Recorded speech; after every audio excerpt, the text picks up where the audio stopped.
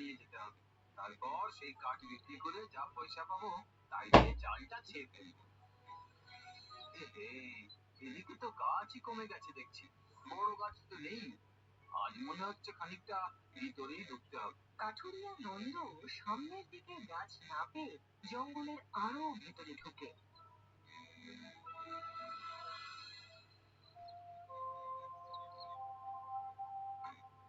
প্রণাম বাবা, আপনি এই জঙ্গলে? জঙ্গল আর কই দেখছিস, সবই তো কেটে নিয়ে যাচ্ছিস। আমি? না না বাবা, আমি তো এত গভীরে এর আগে কখনো আসিনি। তুই না, সেই শূন্য কেউ এসেছে। আর সব গাছ যদি এভাবে কেটে নিয়ে যায়, আর তো জঙ্গলে কিছুই থাকবে না রে। বেশ, তবে অন্য জঙ্গলে যাব, সেখানেও তোর মতো কেউ না কেউ এরকম গাছ শূন্য করে দিয়েছে। চারিদিকে তাকিয়ে দেখ। নন্দ এদিক ওদিক দেখে ও মনে মনে বলে, সত্যি তো, আগে তো এভাবে ভেবে দেখিনি কখনো, লক্ষ্যও করিনি। চারপাশে শুধু গাছের গুড়ি, গাছ নেই। চারপাশে শুধু হলুদ শুকনো ঘাস। সত্যি তো, পাখিদের বাসা বাঁধবার জায়গাও নেই। এমনিতেই রোদের তাপ। হায় হায় হায়, এটা কি করেছি আমরা!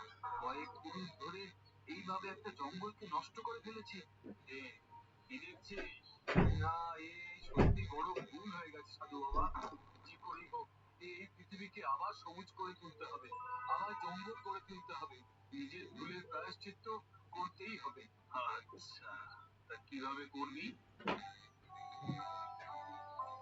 ও, ওই তো, ওই তো, ওখানে একটা নতুন গাছ বেরোচ্ছে।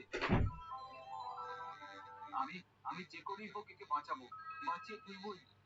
পুকুর থেকে আজলা করে জল নিয়ে দৌড়ে এসে গাছের গোড়ায় দেয়।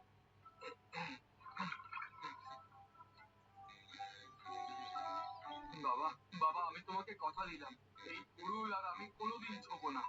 আজ থেকে আমি শুধুই ভাঙা শুকনো ডাল কুড়িয়ে নিয়ে যাব।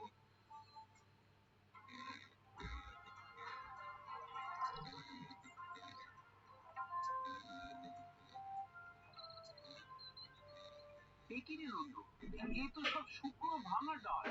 আরে কাঠ কই? না জীবন দাদা, আজ থেকে আমি আর কাঠ কাটবো না। এই শুকনো ডাল কুড়িয়ে এনে বেচবো, দরকার হলে এইগুলোই নাও। কিন্তু এতে তো তুই কম পয়সা পাবি। এ যা পাবো তাই দিয়ে আমার চলে যাবে। সব গাছ যদি কেটে নষ্ট করে ফেলি, তাহলে আর গাছ বাঁচবে কি করে বলো? পৃথিবীটা তো মরুভূমি হয়ে যাবে। যা ভালো বুঝিস কর, আমি সব কাঠ নেবো, কিন্তু মাত্র 2 টাকা দেবো। তাই দাও।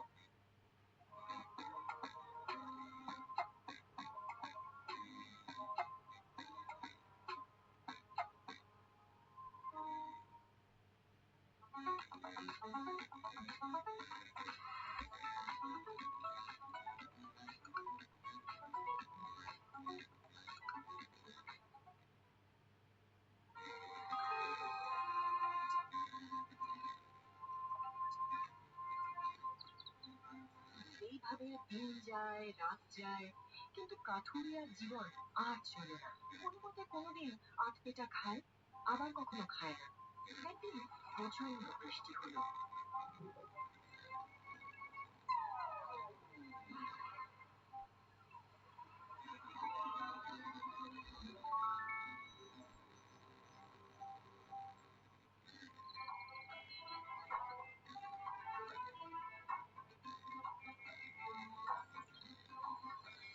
বাহ, বাহ, বাহ, বাহ, কাল বৃষ্টিতে কত গাছের চারা বেরিয়েছে। আরে, একদিনে আমার গাছটা এত বড় হয়ে গেছে। আহা, কত পাতা, সবুজ পাতা। কিন্তু আমার পেটে তো 2 দিন ধরে দানা পানি নেই, মাথাটা কেমন ঘুরছে।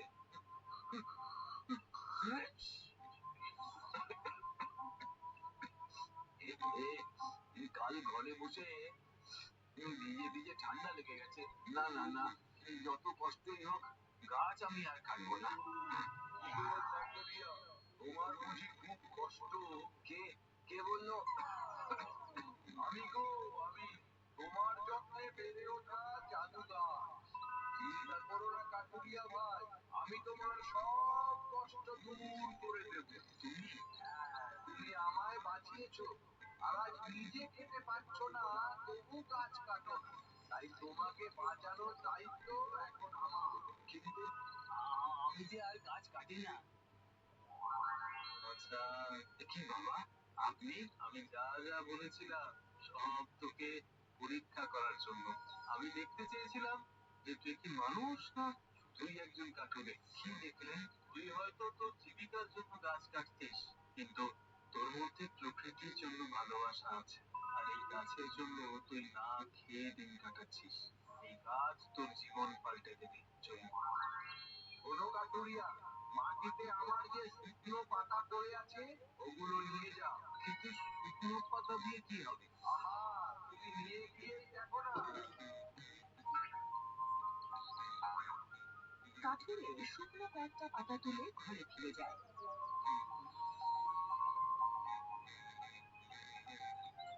দেখি এটা কি করে হলো? সব শুকনো পাতা যে সোনার হয়ে গেছে। তাহলে এইগুলো বিক্রি করলে তো আমার সব অভাব মিটে যাবে। ঠিক, এই জন্যই গাছ বলেছিল, চিন্তা করো না কাঠুরিয়া ভাই, আমি তোমার সব কষ্ট দূর করে দেব। কাঠুরে আর এক মুহূর্ত দেরি না করে সেই সোনার পাতা নিয়ে সোনার দোকানে চলে যায়।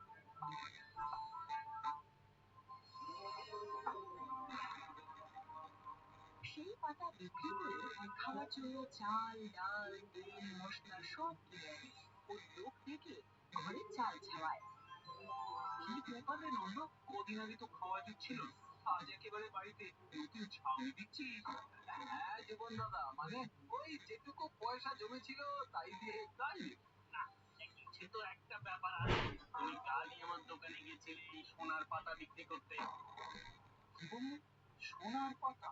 গাছ কাটা বন্ধ করে শুকনো ডাল আনছিল, এখন আবার সোনার পাতা?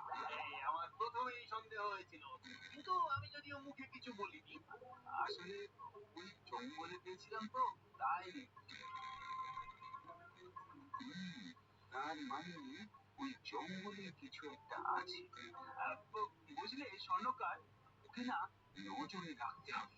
দেখতে হবে লুকিয়ে ও কোথা থেকে সোনার পাতা আনছে। ঠিক বলেছেন দাদা। ব্যাস, সেই দিন থেকে নন্দর পিছনে পড়ে যায় জীবন ও স্বর্ণকার। কি করে কোথা থেকে সোনার পাতা আনে নন্দ। নন্দর পিছনে পিছনে ঢুকে তারা জঙ্গলে। আরে, এখানে তো গাছই গাছ। আরে, আগে তো এখানে গাছই ছিল না। আরে দাদা, কি করে জঙ্গল করেছে যাতে আসল গাছটা কেউ চিনতে না পারে। চলো চলো, ওর পিছনে চলো। নন্দ জঙ্গলে ঢুকে গেলেই হঠাৎ গাছগুলো যেন জীবন আর স্বর্ণকারের পথ আটকে দাঁড়ায়।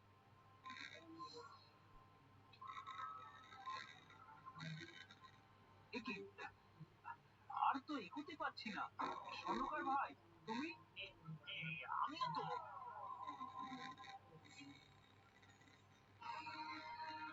এ কি নন্দ, এ তো এমনি পাতা। এগুলোই সোনার পাতা গো। কিছু বুঝলি? না। স্বর্ণকার আর জীবনের বদান্যতায় চারদিকে রটে যায় কাঠুরিয়ার সোনার পাতা আর জাদু জঙ্গলের কথা। সেই সময় গ্রামে আসে ব্যবসায়ী বিলু। সে এসে কাঠুরিয়াকে বলে, নন্দবাবু, আরে নন্দবাবু আছেন নাকি? কে? হ্যাঁ বলুন। এই তো, আমি আপনার জঙ্গলে সোনার পাতার গল্প শুনে এসেছি। আমি আপনার সব সোনা কিনে নিতে চাই, কিন্তু নিজের চোখে দেখতে তো হবে। শুনেছি আপনি ছাড়া কেউ নাকি সেখানে ঢুকতে পারে না। আমাকে আপনি নিয়ে যাবেন? সোনা নেবেন ঠিক আছে, কিন্তু জঙ্গলে যেতে হবে কেন?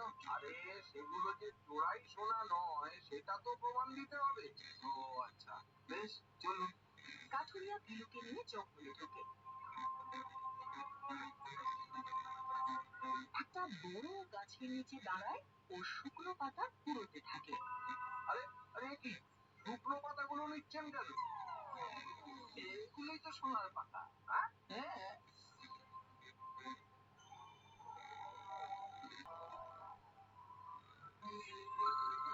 দেখি, আপনার হাতে সোনার পাতা আর আমার হাতে শুকনো পাতা, কি করে হলো? তার মানে গাছের পাতা টাতা নয়, এই লোকটি ম্যাজিশিয়ান।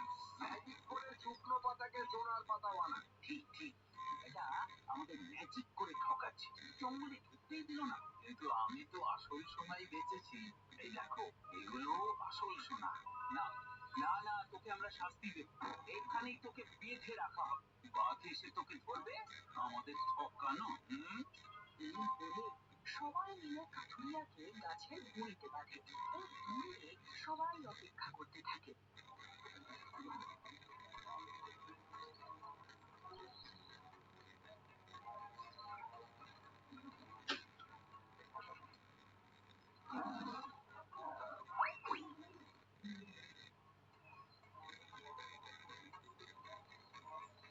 তুমি কেন আমাকে সোনা দিলে? হ্যাঁ, মানুষ এখন আমাকে ভুল বুঝছে। মানুষ এমনই, আমরাই মানুষকে বাঁচিয়ে রাখি আর আমাদেরই ওরা নষ্ট করে।